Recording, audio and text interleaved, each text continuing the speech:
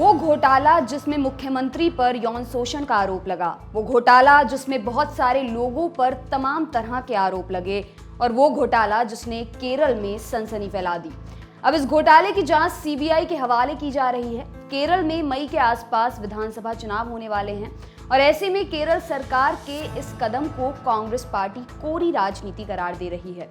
चलिए आपको बताते हैं कि क्या है ये पूरा घोटाला जिसकी सत्ता के गलियारों में हर ओर चर्चा हो रही है।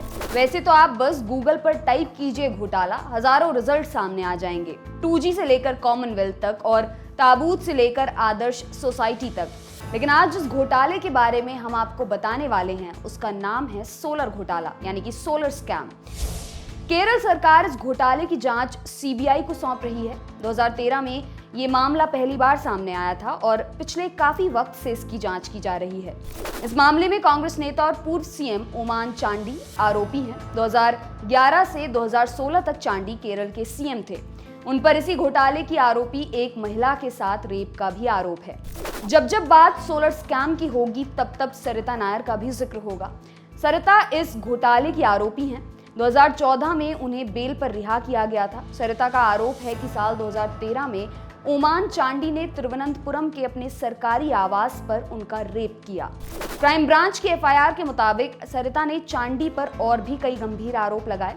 सरिता का आरोप है कि चांडी के कुछ साथियों ने भी सरिता से सेक्सुअल फेवर्स की मांग की थी।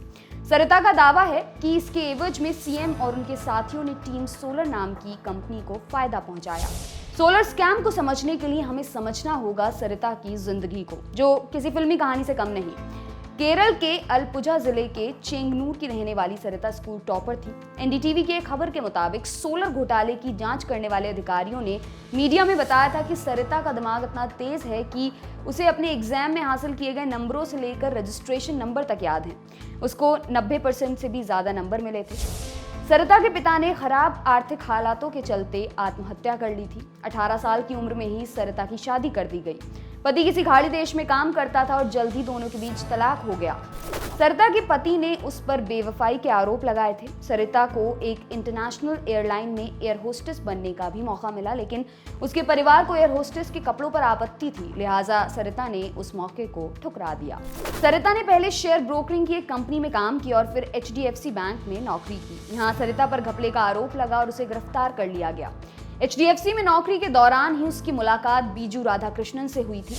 दोनों में एक चीज कॉमन थी, दोनों बहुत जल्द अमीर बनना चाहते थे। बीजू की पत्नी की मौत के बाद दोनों साथ ही रहने लगे थे। जब सोलर स्कैम की पूछताछ हो रही थी तब बीजू ने बताया कि उसने ही अपनी पत्नी रश्मि की जहर देकर हत्या की थी। बीजू राधाकृष्णन और सरिता नायर ने कंपनी बनाई जिसका नाम रखा team solar renewable energy solutions private limited. इस कंपनी के लिए दोनों ने एक प्रोजेक्ट बनाया और सीएम ओमान चांडी के सामने रखा। चांदी ने इस प्रोजेक्ट को देखा और अपने बिजली मंत्री आयरदन मोहम्मद के पास भेज दिया। अपने पुराने आपराधिक रिकॉर्ड्स की वजह से बीजू और सरिता नाम बदलकर अधिकारियों और नेताओं से मिलते थे। धीरे धीरे दोनों को मदद के आश्वासन मिलने लगे थे। उन्हें लगने लगा कि जल्द ही वो दिन आएगा जब उनका प्रोजेक्ट परवान चढ़ जाएगा, लेकिन वो भूल गए थे कि झूठ और फरेब कितनी भी परतों के पीछे क्यों ना छुपा हो, सामने आ ही जाता है। और यही हुआ साल 2013 में जब इन दोनों का शिकार बने एक शख्स ने पुलिस की शरण ली। टीम सोलर में पैसा लगाने वाले एक शख्स ने पुलिस को दी अपनी शिकायत में बताया कि वो 40 लाख की ठगी का शिकार हुआ है। जांच शुरू हुई तो स्कैम खुलने लगा। इसके बाद 48 और लोगों ने भी ऐसी ही शिकायतें दर्ज कराईं। घोटाले की आंच चांडी के ऑफिस तक पहुंचने लगी। मामला बढ़ता देख और खुद को बुरी तरह गिरता देख चांडी ने SIT जांच के आदेश जारी कर दिए। साथ ही बीजू की पत्नी वाला मामला भी फिर से खुल गया। बीजू के कबूलनामे ने उसे आजीवन कारावास की सजा दिला दी, लेकिन उसने ये भी आरोप लगाया कि तत्कालीन सीएम चांडी ने उनसे 5.5 करोड़ रुपए लिए थे। बात यहीं खत्म नहीं हुई। सरिता ने भी बयान देने शुरू किए और सत्ता में बैठे लोगों पर विपक्ष ने आरोपों की झड़ी लगा दी। एक लाइन में कहें तो मामला इस कदर बढ़ा कि इसका असर 2016 के चुनाव में देखने को मिला था और कांग्रेस को सत्ता गंवानी पड़ी थी। खैर, इस मामले में 2014 में ही सरिता को सबूतों के अभाव में जमानत मिल गई थी। इसके पहले साल 2013 में ही अभिनेत्री शालू मेनन का भी इस केस में इन्वॉल्वमेंट सामने आया। पता चला कि सरिता और शालू लोगों से मिलते थे, टीम सोलर का सब्जबाग दिखाते थे, सत्ता में घुसपैठ दिखाते थे और उनका शिकार समझ ही नहीं पाता था कि वो सोलर स्कैम के अजगर का निवाला बन रहा है। शालू गिरफ्तार हुई, लेकिन जल्द ही सरिता की तरह वह भी जमानत पर बाहर भी आ गई। सरिता कानूनी पचड़े में फंसी थी, राजनीतिक लोगों पर आरोप लगा चुकी थी। थोड़े वक्त बाद सरिता की कुछ वीडियो क्लिप्स भी वायरल हुई, लेकिन सरिता पर इसका कोई खास असर नहीं पड़ा।